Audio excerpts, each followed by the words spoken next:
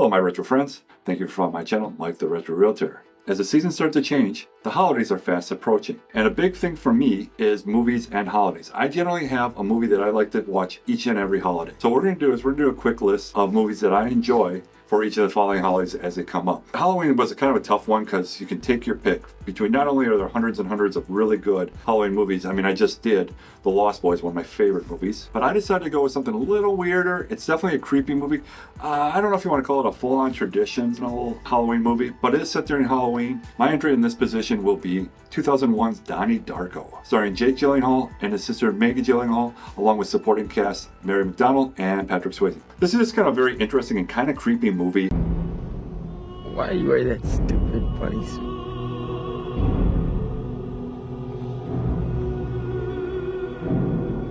Why are you wearing that stupid man suit? Donnie Darko, played by Jake Gyllenhaal, is trying to figure out why the world's going to end in 28 days. As there's a rift in the time continuum, there's now two realities going on, and one of them is going to disappear. And Donnie is trying to figure out how to bring his world back onto the main line and continue on with things moving forward. But it is creepy, it is set during Halloween, and that's why it makes the list. So definitely check out 2001's Donnie Darko for my Thanksgiving entry, and this one's pretty predictable, Planes, Trains, and Automobiles. Planes, Trains, and Automobiles was released in 1987 and starred Steve Martin and John Candy. So what happens is Steve Martin is trying to get home for Thanksgiving. All his plans to get from New York back to Chicago just keeps falling apart. He tries to get on a bus, he tries to rent a car, but along comes John Candy, who has a way to get back. And over this, two different guys who are completely different. Steve Martin plays the straight man. John Candy's kind of the comical relief, playing basically John Candy. Why did you kiss my ear? Why are you holding my hand? Where's your other hand? Between two pillows. Those aren't pillows.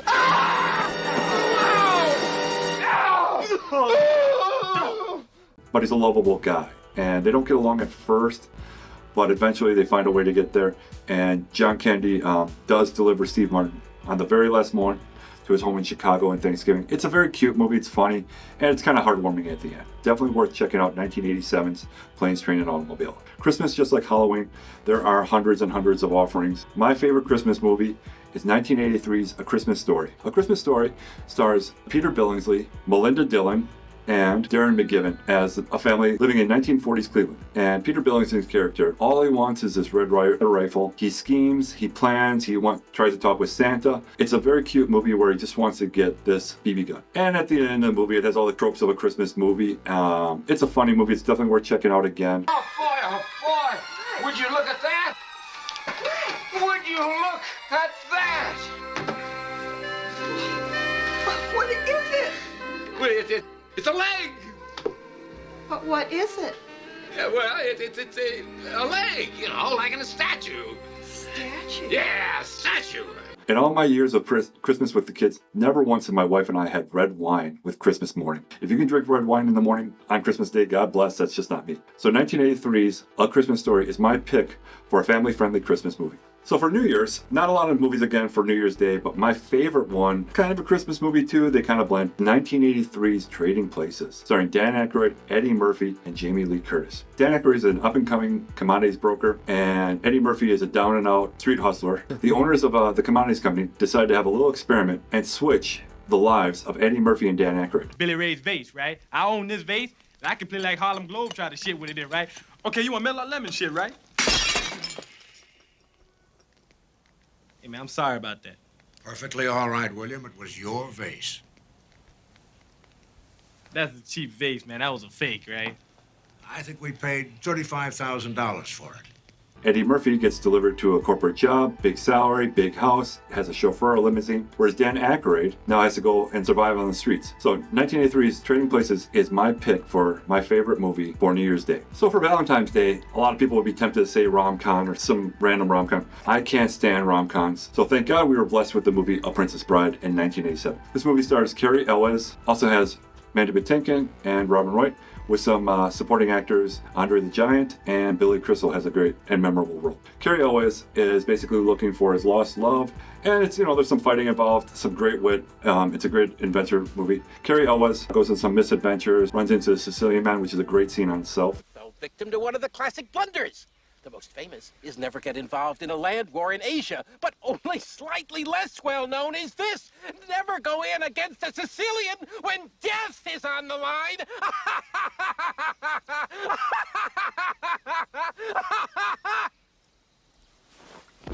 This was not a huge movie in 1987. The miracle of cable and VHS became a huge movie. So 1987's Princess Bride is my entry for Valentine's Day. For my last holiday that we're going to discuss, we're going to do one of my personal favorites, St. Patrick's Day.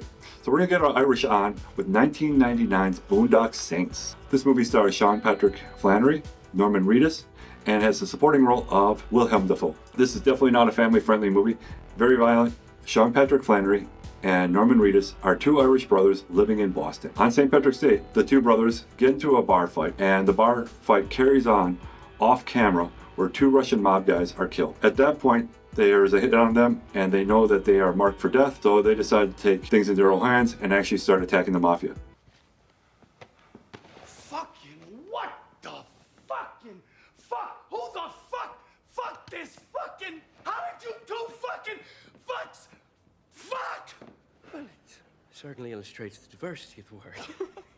This is a very enjoyable movie to watch after a couple pints, some corned beef, and a nice big whiskey in your hand. The action is pretty good. The writing is excellent again. It had a great life on VHS and on cable. So 1999's Boondock Saints is my entry for my favorite St. Patrick's Day movie. These 6 films are my favorite movies to watch on designated holidays. I pretty much watch these movies religiously on the holidays. But yeah, so maybe take that in consideration when it's the end of the night and you just want to settle down and watch a nice movie. Here's something that would fit in the theme of the holiday. That's all for today, my friends. Enjoy your holidays, enjoy your movies. Keep it retro, my friends.